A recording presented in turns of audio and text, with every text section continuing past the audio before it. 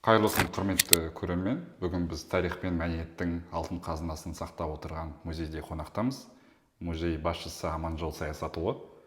Уақытыңызды бөліп, сұхбатымызға келгеніңізге өте алғыс білдіреміз.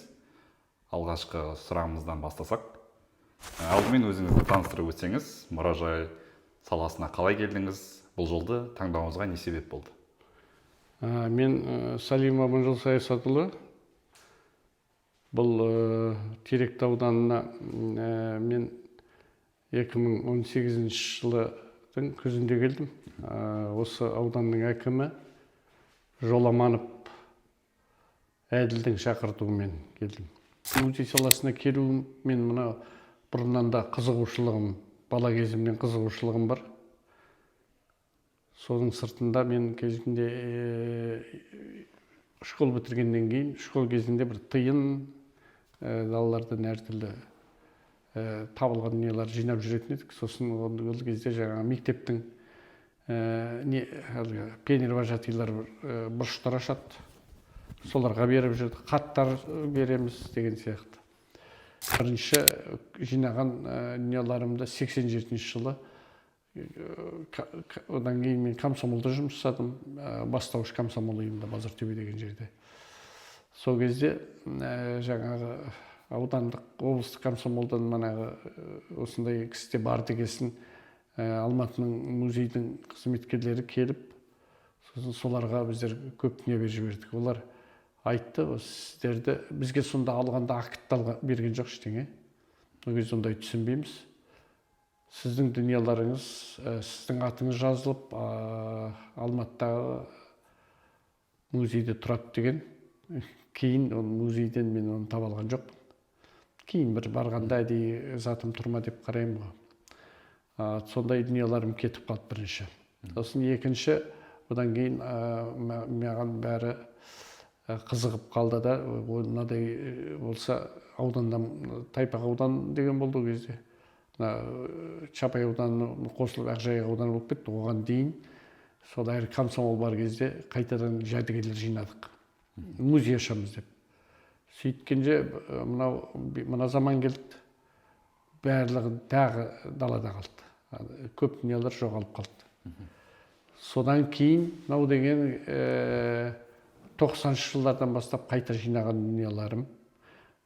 Базартөбе деген ауылдан бір музей аштық жағын. Кейін ол музейде жүргенде мені Жаңқаланың ауданның әкімі Лабыр Хайреден Рашидович. Сол мені Жаңқалаға шақырып, сондан музей аштық біздер. Ол жерде бір 4 жылдай болдым. Кейін ол жерде жаңағы Хайреден Лабыр Рашидович деген жұмысқа басқа ауысып кеткеніне байланысты. Мені ол жерде одан кейін келген ауданның басшылары өздерінің адамдарын қойғысы келді. Маған жұмыс жасатпайтын болғасын, мені мына Жоламанов Әділ Тауфиевич сол шақырды. Сол бойынша осы келіп қалып, осы музейді аштық.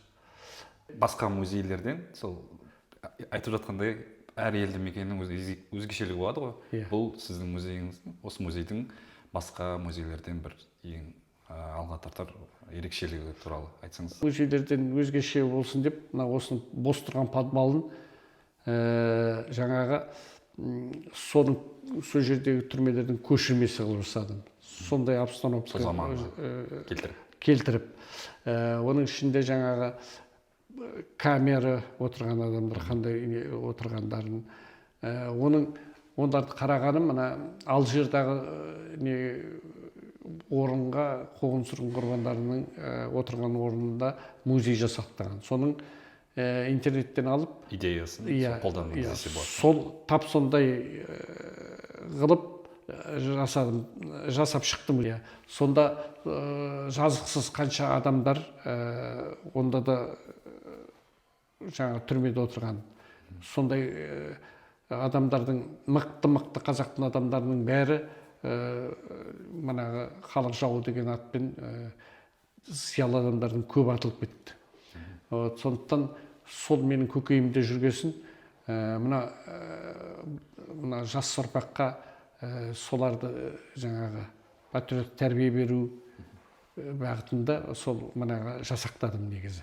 Енді бұл музейде әр экспонат сізге жақын десе де болады, бірақ ең өзіңізге, жүрегіңізге жақын экспонаттарды айта аласыз ба? Және оның табылу тарихын қысқаша айтып кетсеңіз.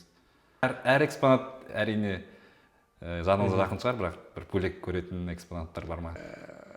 Қатты тарихы бар дүниелер, мысалға жәдігер тарихымен мықты болады ғой.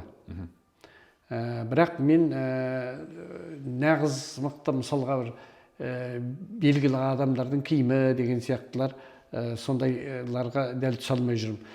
Бұл жерде кейде мына басқаны былай қойғанда, мына жерде бір көйлек тұр, 46-шы жылғы Сапура деген бір апайдың несі. Киімі. Иә, киімі. Свадебный киімі именно өз қолымен тігілген. Өз қолымен. Оны бұл қалай келіп қалды маған?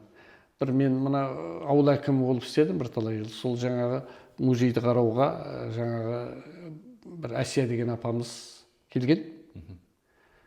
Сосын енді мен әр адамға машинама жүріп жатқанда мінген адамдардан жайлап ылғи сұраймын. Жәдігерлерді сұраймын. Осындай хат жоқ па, газеттердің қиындылары, соғыс кезіндегі дүниелер деген сияқты әңгімелерді айтып бастаймыз ғой. Сөйтіп келгенде жаңағы ана Әсия деген апамыз айтады, менің шешем осы Теректі ауданының да мына Шалқардағы рыб цехтың директоры болған дейді. Шешемнің әкесі дейді. Сондай оқыған адам, сол кезінде педагогикті оқып жүр, соғыс кезінде оқи алмай қалды дейді. Кейін соғыстан кейін келген әкесі мен шешесі мен танысады ғой енді. Танысқанда құда түсіп алам деген кезде мына кісі өзі өте шебер кісі еді дейді. Сондай тоқиды. Ол енді сол апасын, шешесі Сапура деген кісінің шеберлігі өте шебер кісі, жаңағы өзі бірдегелер тоқитын еді. Сол свадебный көйлегін әдейі тастамай жүредім дейді. Міне сол көйлегі міне бір кестелеп бәрін тоққан. Жерде мынадай Қаратай сұлтаннан келе жатырған сандық деп именно ұрпақтарынан алдым. Бұның ішінде жазу бірдеңелер болған дейді, бірақ аналардың кезінде сырылып қалған ба? Жоқ, сырылмаған. Ана біреулер мына жаңағы совет үкіметінен қорқып, олардың жай сандық деп па? Ана ішіндегі жұлып тастаған. Қандай тарихи несі болмасын деген сияқты. Иә, анау мына Қаратай сұлтанның ұрпағы дегеннің өздерінің бәрін жойды. Сондықтан сонда сол осыда бір құнды жәдігер ғой деп есептеймін өзім. Тарихы осылай. Енді сізге қызық сұрақтардың бірі, мысалы музей саласы өте қызық сала ғой, бірақ сол мұражайдан жұмыс барысында бір осы саланы тастап басқа нәрсемен айналысып кетсем бе екен деген сияқты ойлар келген кездер болды ма жалпы? Мен ауыл әкім болып жүріп істедім, музейді жасақтадым. Кейін неге Жаңғалаға шақырып алғаннан кейін керемет жұмыс жасап жүргенде манағы мені қудалап жұмыс жасатқан жоқ. Заттарым жоғала бастады. Мен осыны бір жерге жинап қойдым. Даже осыны мен теректегі алып келдім біртай заттарым. Сосын мен анда мен жұмыс жасатпағасын мен заттарымды бәрін емес кейбіреулерін алып кеттім.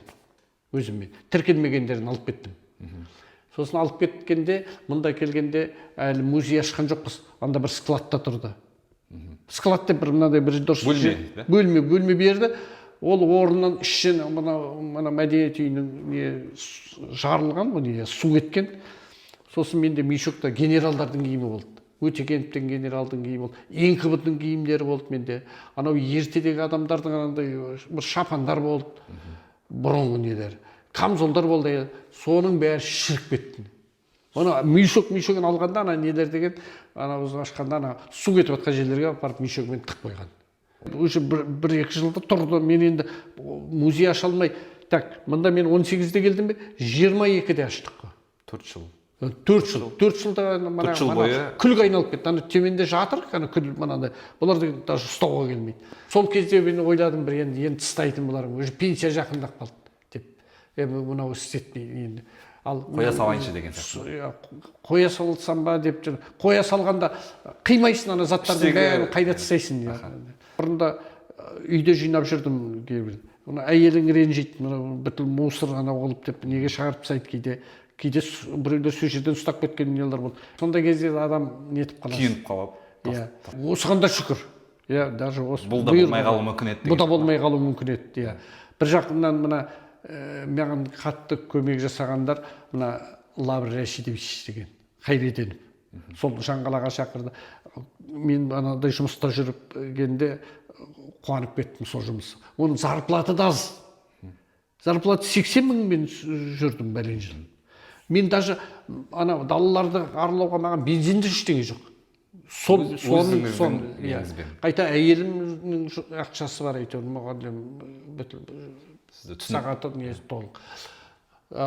Сондай соғысының де еңбегі. Сосын екінші рахмет айтатын адам мына Әділ Жоламан Таупиқұлы. Осы екі азаматқа бір көп рахметім бар. Осындай адамдардың арқасында деп те ойлаймын, маған көмектескен. Ал осы болмағанда банағы заттарда сосын соның сыртында мен кейбір адам бір музейлерге барғанда мен құр бармаймын. Талай музейлерге мен заттар бердім. Ең күшті дүниелерім менің ана баяғыда 87 жыл Астанадағы музейге кетіп қалды. Соның ішіндегі ана бір орта ғасырлық қылыш. Мен әлі ондай қылышты музейлерден көрген жоқпын. Мына сабында серебром жерінде арабша жазу бар. Но енді ұшы жоқ, ұшы сынған, бірақ саптары ондай өзім көрген жоқпын. Может бір жерлерде болар, бірақ мықты. Тастары ол измұру жасыл несі бар. Біз білмейміз ғой енді ол кезде. Андай қызыл сары тастармен кішкене өрнектелген өте мықты бір дүниелерім болды. Сосын екінші бір соғанда кетіп қалған жәдігер мына неге Ақшалақ правителі болатын Қаратөбе, мына Соналы болысының правителі болатын. Соның шайға шыққан қорабы қаңылтыр кәдімгі суретімен сондай жәдігер солар алып кетті. Еш жерде сақталмаған сондай нер. Енді сіз мана айтып жатсыз ғой, ұзақ музей аша алмай жүрдім дедіңіз ғой. Сол уақытта музейді беріп жатқанда сезім қандай болды? Қуаныш сезім болды ма осы зданияны беріп жатқанда сізге? Мына зданияны берген, бұл зданияны беріп жатқанда да енді жалпы ашылып жатқанда сезім болды ма? Бір қуаныш сезімі бір жетті ма ол деген сияқты? Қуаныш сезімі болды ғой, бірақ не болған мына зданияны істеді де экспозиция деп айтады. Несімен мен де нағыз маман емеспін ғой. Мына бүткіл облыстан мамандарды жібереді. Біреу былай айтады, біреу былай айтады. Оларда не ғой, сен де мысалы барлық ең төменнен бастап орналастырғың келеді мысалға. Бәрі темасымен ашылуын жасаймыз деп жатқанда подвалда мен өзім күнде сағат түнгі 2-3-ге шейін келіп жасаймын. Бір ай жүрдім, бәрін қағу керек, орналастыру керек, даже сымдарды бүйтілудің өзінде. Соған бірталай уақытым кетті. Неге үйтіп жүрсің? Осындай жағдайға жеттім ғой. Мен неге түнімен ұйықтамай жүрмін, 2-3 жасадым ғой. Ашылуына жанталасып істедім мен оның бәрін. Осы сөйтіп келіп қалған дүние. Бірақ қараған адамдарға ұнап тұр. Солай қызыққасын, мен даже ақшада сұрап отқан жоқ. Мен Жаңғалада жүргенде менің ақшам тек қана бензинмен неден ауыспайды. Соған шыдаған әйеліме рахмет айту керек. Рахмет деңіз. Бұл енді мұражай ісіне деген сіздің махаббатыңызды көріп тұрып, сол мұражай ісін бір сөйлеммен сипаттап бере аласыз ба? Адамдар бір қызығушылықпен істемесе, одан бір жерден пайда көрем деген адамға ол үйлеспейді. Мына мен қанша адамдарды білем, бір осындай жәдігер жинайтын деген адамдарды мен телефон арқылы сөйлесіп, сөйтсек олар деген ондай ақша табу үшін жүреді екен көбі. Олар алады да бір деген сатшы. Мен сатып алам, мен затымды сатып көрген жоқпын. Берсем мен әншейін берем, или ауыстырам. Барып курортқа барып демалғаннан гөрі мен далаларды қазуға кеткен мен үшін ең удовольствие. Каждый жәдігер тауып алғанда бір 2-3 күнге шейін қарап неткенше бір ең күшті демалам. Шаршаған ештеңенің бәрі кетеді. Мен былай қарағанда мен деген қазір далаларды қазғанда бәленбай таңертеңнен кешке шейін қазасың. Мысалы металлоискателямен жүріп қазасың ғой. Иә. Мысалға қалай деп айтайын, так бір 6-7 сағат бойы жер қазасың, сонда тек қана бір-екі жәдігер шығуы мүмкін. Кейде шықпай да қалуы мүмкін. Сонда соған мысалы менімен еріп шыққан адам дым таба алмай шыққан, ой дейді, екінші тоқыма құрсын, бармайын дейді, мынадай жерге бірге еріп барады. Өздері бірінші қызыға, олар ойлайды барғанда бір алтын тау болатындай қызыға деп ойлайды. Қанша адам бірге барғаннан кейін, сен біреу тапсаң да не жоқ, мына шаршағаның кетіп қалады. Дым таппасаң шаршап кетесің. Саған себебі дызылдайды темір, басқа темір, шіріп кеткен темір, сым, шеге бірдеңелер. Ал сол үшін сен есін танып бірталай жерді қазасың. Жұмысыңыздың қиындығын көріп жатырық, сонда сіздің осы жерде ұстап тұрған жұмысқа деген махаббат десек бола ма? Соны айтуға болады, иә. Мен енді мысалға қазір уже пенсияға шықтым. Маған оны әйтеуір осыған қызығушылығым бар ғой деп, басшыларға да рахмет. Менің еңбегімді бағалап, жұмыстан үлкен кісі демалыңыз деп айтпай жүрген дейді. Соларда енді сезетін болар. Сіздің махаббатыңызды көретін шығар сол жұмысқа деген. Осы сұхбатты жастар көрер, сіздің немерелеріңіз көрер, сол көрермендерге, әсіресе жастарға қандай үндеу немесе өзіңіздің ақыл кеңесіңіз болса? Бұл ақыл кеңес болғанда, мына жастар ескі дүнияның бәрін көруге кейбіреу бәрі қызықпауы мүмкін. Бірақ сол ескі дүниелер арқылы уақытында адамдар қалай өмір сүргенін білесің. Мысалға, шеберлік, сол уақытта қазір бәрі мүмкіндік бар ғой, инструменттер неше түрі бар. Ол кезде жоқ дүниеде жасаған дүниелер тұр. Сол кездегі аяқ киімдер неше түрлі болады мықты. Сол арқылы бұрынғы өткен адамдардың тарихын біледі оқушылар. Мына жастар. Заттарды музей арқылы басқа сен оқисың, оқығанмен оны көре алмайсың. Кинодан көрсең, мен оны көзбен көргендей болмайды деп өзім ойлаймын. Қызығушылығы бір бағытта болса, ол балалар үшін бір бос уақытын тиімді өткізуге бір пайдасы бар ғой. Жұмысын сүю керек деген ақыл айтасыз. Ол жұмысын бәрін бірдей археолог бол, тарихшы бол деп жатқан жоқпын. Әр саладан. Әр салада. Сізге енді алғысымды білдіремін. Осылай барлық өзіңіздің ойыңызбен бөліскеніңізге, бізбен болған Аманжол Саясатұлы, сізге алғысымды білдіремін. Рахмет.